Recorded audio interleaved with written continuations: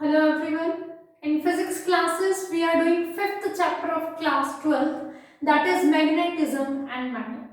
And today we are going to discuss about atom as magnetic dipole. In our previous class, we learned about the magnetic dipole and magnetic dipole moment. Then during discussing the examples of magnetic dipole, we took the examples like bar magnet, compass needle, then current carrying loop, and one more, the atoms of magnetic material. Magnetic material means nickel, cobalt, iron, steel, etc. Okay, so the three, the bar magnet, compass needle and current carrying loop, we have already discussed in that class. In now this class we are going to discuss how we can say the atom of magnetic material behave as magnetic dipole of magnetic material. Okay, so let us start. What we know about the atom? We know in the center we have nucleus carrying positive charge and electrons are revolving around it in different orbits. According to the Bohr's theory, we have already discussed all the topics of the chapter atoms and nuclei in detail. So there we come to know about this thing. According to the Bohr's theory, an electron can be revolved in a particular orbit only if its angular momentum is integral multiple of h by 2 pi. The details are there in that chapter in those classes. So here we are going to discuss that how this atom is behave as magnetic dipole, because to behave as magnetic dipole there should be two poles, north pole and south pole. Okay, how? So we know that electron is a charged particle and electron is revolving around the nucleus in a fixed orbit. So you can see this electron is revolving in the fixed orbit around the nucleus. And electron being a charged particle, when it is revolving, then it is going to constitute the current. We can say if the electron is revolving anti-clockwise, then it is going to constitute the current and the direction of current will be clockwise. If electron is revolving in anti-clockwise direction, then the current will be there in clockwise direction. Because electron is a charged particle and it is moving, the motion of charged particle is going to constitute the current, and the direction of current is always opposite to that of the electrons. So if electrons are moving in anti-clockwise direction, current will be there in the clockwise direction. And in our previous class, we discussed that a current carrying loop behave as magnetic dipole. If a current carrying loop, in last class we discussed the current was in anti-clockwise direction, and here suppose we are saying the example of clockwise. When the current is clockwise, then it behave as south pole. And when the current is anti-clockwise, then it behave as north pole. This thing we have already discussed in our previous class. What was the difference? Suppose this is a loop, current is flowing in anti-clockwise direction. We are observing it from the upper face, then it behave as north pole, and if we observe it from the lower face, then this current is in clockwise direction and it behave as south pole. The direction of magnetic field is given by right hand thumb rule. This thing we have already discussed. Okay, so same is here. When electrons are, we are discussing their orbital motion. Orbital motion means electrons are revolving in the fixed orbits. We know electron is also rotating about its own axis. We are discussing only the orbital motion. Okay, so when electrons are moving, then they are constituting the current, and direction of current will be opposite as that of the motion of electron. So this fixed orbit will behave as a current carrying loop. Orbit will behave as current carrying loop. And we already discussed about this thing. A current observed from the upper phase and lower phase, they are, means it is behaving as a magnetic dipole. Its one phase is showing the north pole, its another phase is showing the south pole. That depend on the flow of the current. If current is flowing in clockwise direction on the upper surface, it will behave as south pole, and if the same loop, clockwise current, but when we observe it from the lower phase, this current will look like in the anti-clockwise direction, then it behave as north pole. So same current loop will behave as the two poles. That's why this is known as magnetic dipole. So if a current carrying loop is a magnetic dipole, here we discuss that an electron is revolving, it is constituting a current, and orbit being circular in nature. Suppose we are imagining this, elliptical orbits are also there, but here we are discussing about the circular orbits only. We are imagine this thing ki our orbits are circular in shape. So this also behave as a loop, and that's why it behave as magnetic dipole. So this is about the theoretical part ki how an atom behave as magnetic dipole. Now we are going to find out its magnetic dipole moment. Okay? For the atom, the electrons are revolving in the orbits. We are going to find out the magnetic dipole moment. The magnetic dipole moment is given by the current into area. So we will find out the current and area. Let's discuss about area. Orbits, these are circular in shape. So area will given by, the area of circle is pi r square. Let r be the radius of orbit. The area is given by pi r square. Current is equals to charge upon time. Electron is revolving, so charge on electron is E. And time period is to complete the one revolution, or to complete this complete orbit. Then time period is given by 2 pi by omega. T is the time period, time taken by the electron to complete this orbit, and omega is the angular velocity. In the linear velocity, you can write it as 2 pi r upon v. Time is given by distance covered upon speed. So distance covered is the circumference of this orbit, and the speed is this. And we know is equal relation between the linear velocity and the angular velocity. V is equals to r omega. So t is equals to 2 pi by omega, or t is equals to 2 pi r by v. Time period in the terms of linear velocity, time period in the terms of angular velocity. Relation between linear and angular velocity is v is equals to r omega, where r is the radius of this orbit. Okay, so time is given by 2 pi by omega. So what we will write? E omega by 2 pi. So here we are having current, and this is area. We can find out the magnetic dipole moment, and it will be magnetic dipole moment of electron revolving in the orbits around the nucleus. M will be I into A.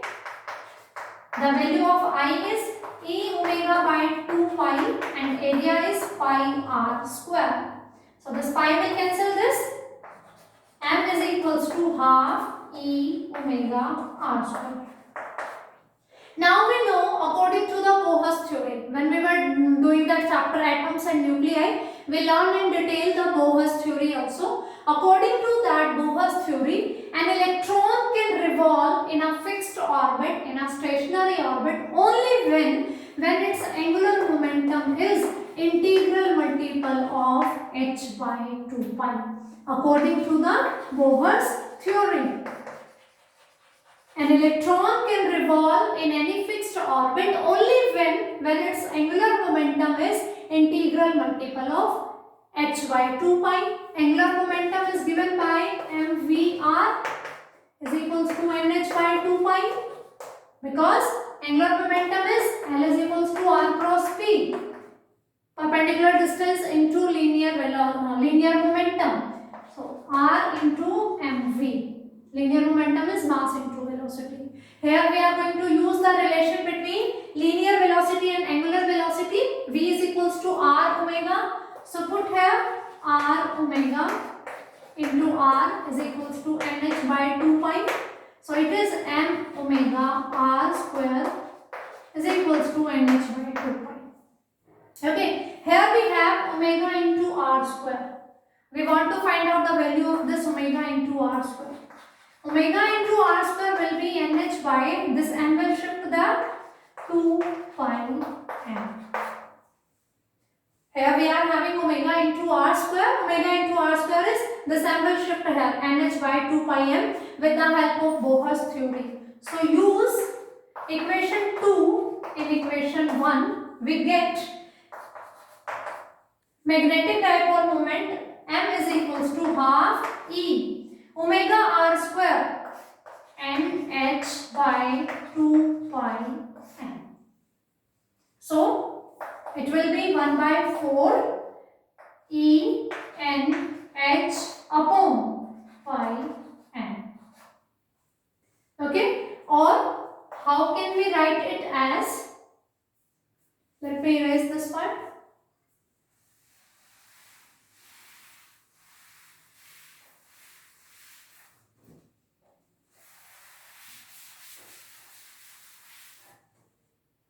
M is equals to n. We will keep this n aside and we'll have EH upon 4 pi n.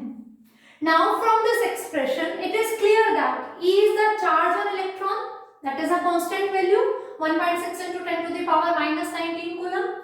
H is Planck's constant, 4 is constant, pi is constant, m is the mass of electron, also a constant. So this term is a constant.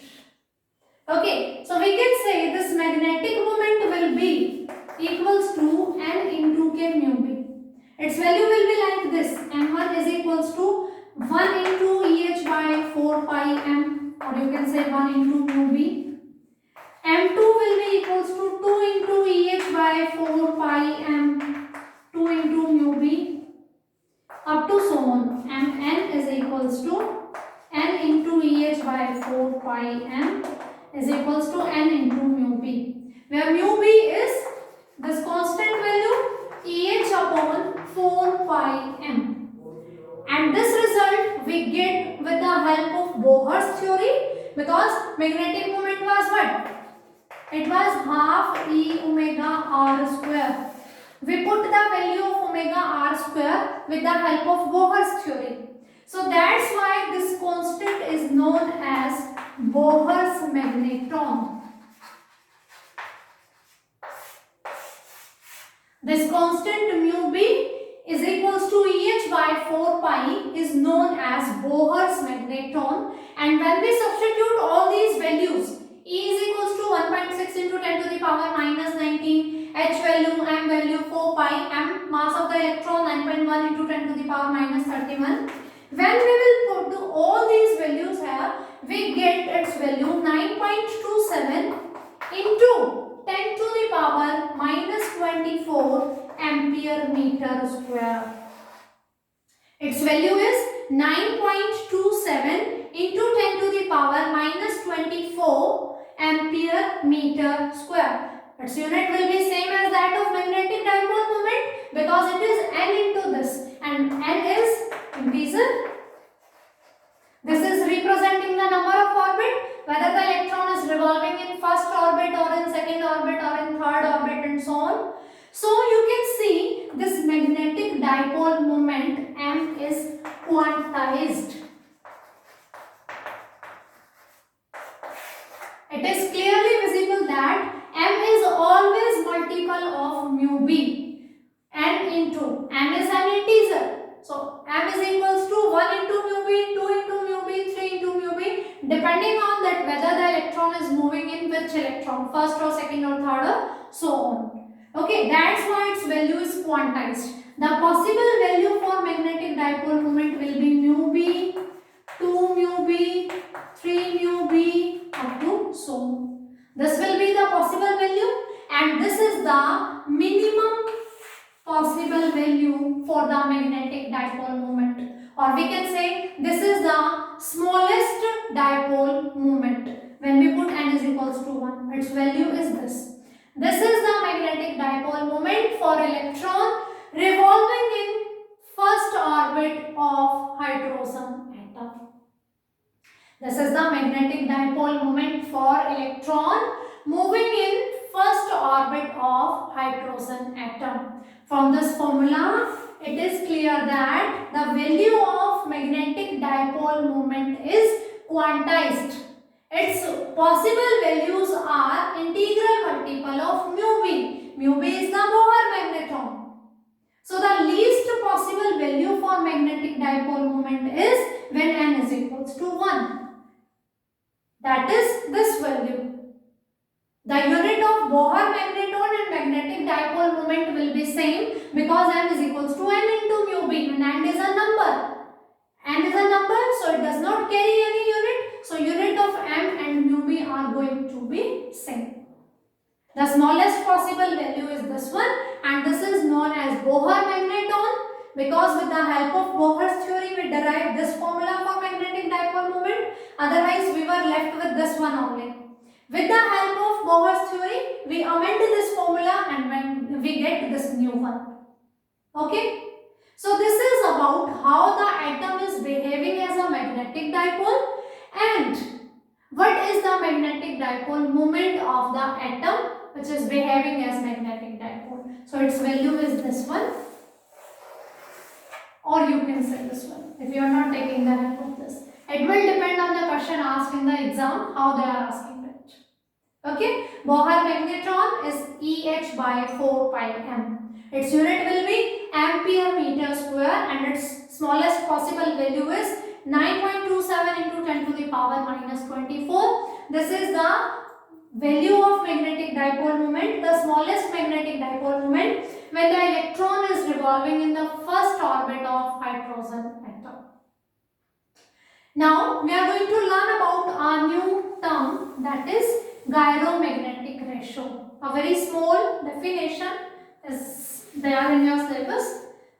No derivation part is there, only this definition is the gyromagnetic ratio of the electron. So learn this thing. It is the ratio of magnetic moment to the angular momentum. Gyromagnetic ratio is given by magnetic moment to the angular momentum. Magnetic moment we have find out it was half E omega r square, and angular momentum is mvr, or we can say m omega r square. Angular momentum is mvr. V is linear velocity. V is equals to r omega, relation with angular velocity. So angular momentum is m omega square r. We have find out its value. Its value is EH by 4 pi m.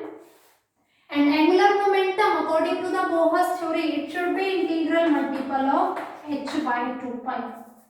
We have find out. This n is going to be cut. Okay. Magnetic moment is n into EH by 4 pi m, and angular momentum is also given by integral multiple of h by 2 pi m. So this n will cut out, this h will cut, this 2 will cut, this 2, this pi will cut, and finally we have E by 2m. Let me write this value again, n EH by 4 pi m, and here it is n h by 2 pi. When solving this, we get gyromagnetic ratio is equals to E by 2m, where E is the charge on electron, m is the mass of electron. Its unit is going to be coulomb per kilogram. The unit of gyromagnetic ratio will be coulomb per kilogram, and you can see it is 1 by 2 into E by 2m. And when we solve this thing, we get its value is equals to 8.8 into 10 to the power 10 coulomb per kilogram for electron.